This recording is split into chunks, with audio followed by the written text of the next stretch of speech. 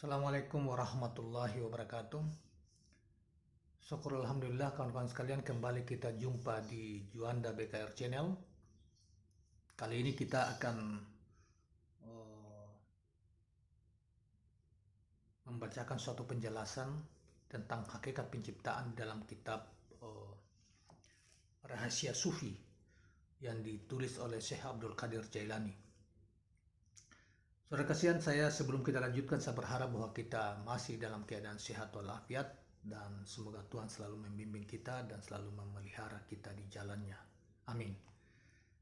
Langsung saja saya bacakan tentang subtema yang kecil ini. Subtema dari kitab ini yaitu tentang rahasia penciptaan oleh Syekh Abdul Qadir Jailani dalam kitabnya Rahasia Sufi. Allah mencipta alam dan segala isinya, termasuk makhluk-makhluknya berupa jin, manusia, malaikat, dengan tujuan agar mereka menyembah kepadanya atau berbakti kepadanya. Sesuatu yang disembah dikenali terlebih dahulu oleh mereka yang menyembah. Bila mereka belum mengenali siapa yang harus disembahnya, maka ia harus mencarinya hingga dapat berkenalan dengannya. Karena itu zat yang disembah itu ibarat perbendaharaan yang tersembunyi, yang harus dicari dan kemudian dikenali dengan sebelum disembah. Bagaimana mungkin dapat disembah bila dia gagal untuk dikenali? Jadi maksud dari perbendaharaan yang tersembunyi itu adalah hakikat zat Allah yang menciptakan makhluknya untuk dicari dan dikenali, dan kemudian disembah sebagai Tuhan yang Maha Pencipta. Demikianlah maksud penciptaan Tuhan, agar kita, makhluknya ini, dapat mengenali dan menyembahnya. Selain itu, kita dapat mengenali diri kita sebagai hambanya yang wajib mengikuti dan mematuhi segala perintahnya. Jelasnya Allah Subhanahu wa Ta'ala dapat dikenali di alam nyata, tempat kita tinggal, melalui sifat-sifatnya yang tampak oleh pandangan makhluk.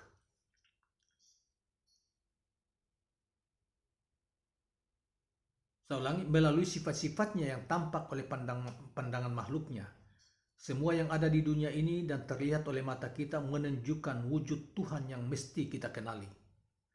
Namun untuk melihat zatnya yang hakiki, yang bersifat qadim atau kekal, tidak mungkin dilakukan ketika kita hidup di dunia, karena kita tidak mempunyai kemampuan untuk melihatnya. Kita dapat melihat zatnya yang sebenarnya bila kita telah berada di akhirat.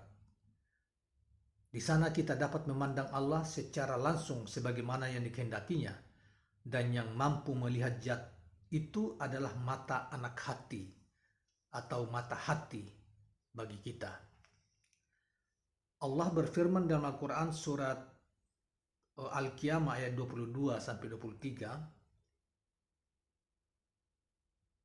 yang artinya wajah-wajah pada hari itu berseri-seri, kepada Tuhannya lah mereka melihat. Pernah diriwayatkan bahwa junjungan besar Nabi Muhammad SAW pernah melihat Tuhan dengan wajah seorang pemuda yang tampan. Apa yang dilihat Nabi Muhammad SAW itu mungkin adalah penjahiran anak hati.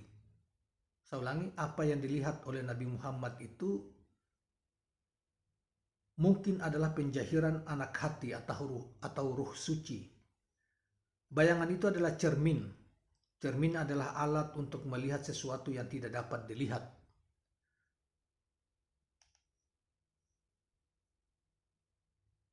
Kunhi zat atau semata-mata zat itu tidak dapat diceritakan atau digambarkan. Tidak dapat dibayangkan bagaimana keadaannya.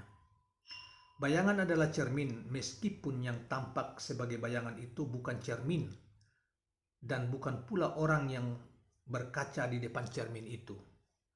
Pahamilah dan pikirkanlah, karena itulah hakikat alam rahasia. Namun semua itu terjadi di alam dunia ini. Dunia yang merupakan penjahiran sifat-sifat Allah. Dunia yang merupakan penjahiran sifat-sifat Allah. Di peringkat zat, semua musnah, semua hangus terbakar. Orang-orang yang tenggelam dalam peringkat zat tersebut merasa dirinya hilang musnah, tetapi mereka dapat merasakan kehadiran zat itu, yang lain dari zat yang rasanya kosong belaka. Yang ada hanyalah Allah, sedangkan yang lainnya tak mereka rasakan. Kita mengenal Allah dengan Allah dan melalui Allah jua.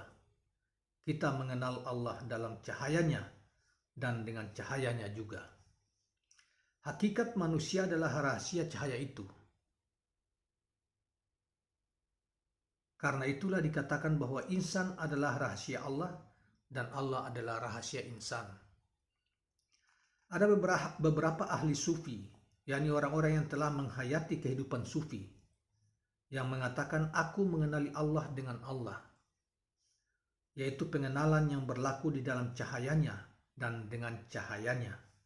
Sedangkan hakikat penciptaan manusia berasal dari rahasia cahaya itu.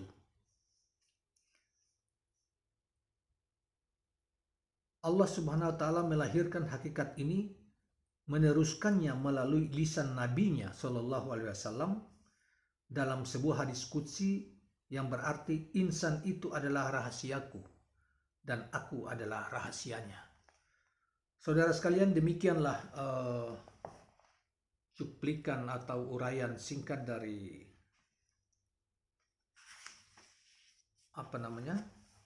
dari Syekh Abdul Qadir Jailani tentang hakikat penciptaan atau rahasia penciptaan.